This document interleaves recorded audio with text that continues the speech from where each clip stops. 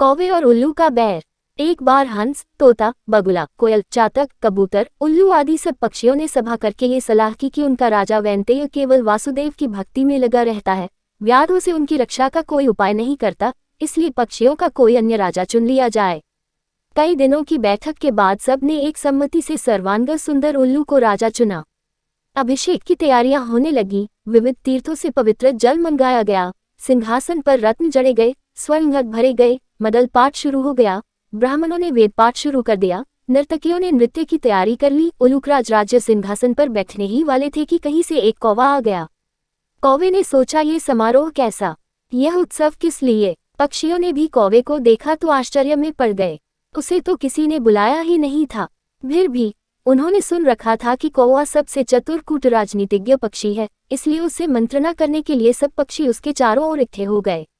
उलूकराज के राज्याभिषेक की बात सुनकर कौवे ने हंसते हुए कहा, यह चुनाव ठीक नहीं हुआ।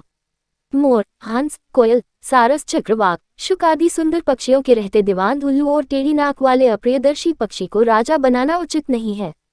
वह स्वभाव से ही रौद्र है और कटुभाषी है। फिर अभी तो वैनतेय राजा बैठा है, एक राजा के रहते दूसरे को राज्यासन देना विनाशक है।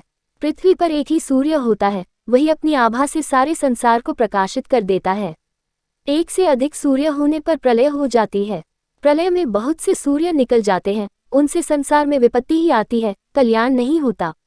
राजा एक ही होता है, उसके नाम कीर्तन से ही काम बन जाते हैं। यदि तुम उल्लू जैसे नीच, आलसी, कायप, व्यसनी और पीठ पीछे कटुभाषी पक्षी को राजा बनाओगे तो नष्ट हो जाओगे। कौवे की बात सुनकर सब पक्षी उल्लू को राजमुकुट पहनाए बिना चले गए। केवल अभिषेक की प्रतीक्षा करता हुआ उल्लू, उसकी मित्र कृकालिका और कौवा रह गए। उल्लू ने पूछा, मेरा अभिषेक क्यों नहीं हुआ। कृकालिका ने कहा, मित्र, एक कौवे ने आकर रंग में भंग कर दिया, शेष सब पक्षी उड़कर चले गए हैं, केवल वह कौवा ही यहाँ बैठा है। तब उल्लू ने कौवे से कहा, दुष्ट कौवे, मैंने तेरा क्या बिगाड़ा था जो तूने मेरे कार्य में विघ्न डाल दिया। आज से मेरा तेरा वंश परंपरागत वैर रहेगा। ये कहकर उल्लू वहां से चला गया। कौवा बहुत चिंतित हुआ वहीं बैठा रहा। उसने सोचा, मैंने अकारण ही उल्लू से वैर मोल ले लिया। दूसरे के मामलों में हस्तक्षेप करना और कटु सत्य कहना भी दुखप्रद होता है। यही सोचता सोचता वह कौवा वहां से चला गया।